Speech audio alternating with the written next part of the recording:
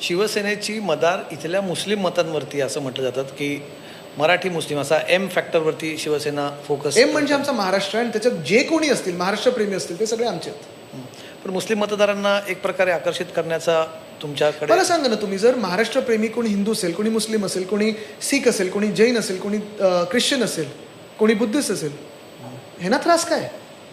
महाराष्ट्रावर कोणी प्रेम, महाराष्ट्रावर प्रेम नाही नाही पण महाराष्ट्र मुस्लिम यांच्याप्रमाणे महाराष्ट्रावर कोणी प्रेम करू नये का?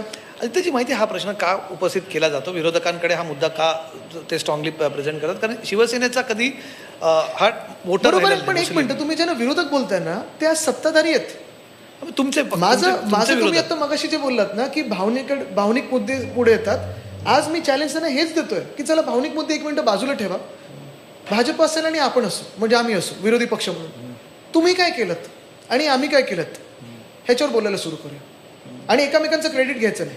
तुम्ही आमच्या कोस्टल रोडचं क्रेडिट घ्यायचं नाही, आम्ही काय केलेल्या कामांचं क्रेडिट घ्यायचं नाही, STPचं क्रेडिट घ्यायचं नाही, GMLRचं क्रेडिट घ्यायचं नाही, आम्ही नोटबंदीचं क्रेडिट घेणार नाही, आम्ही तुमच्या फॉरेन पॉलिसीचं क्रेडिट घेणार नाही, आम्ही तुमच्या इकॉनॉमिक्सचं क्रेडिट घेणार नाही, आम्ही पडलेल्या रुपयाचं क्रेडिट घेणार नाही. एकमेकांचं क्रेडिट घ्यायचं नाही.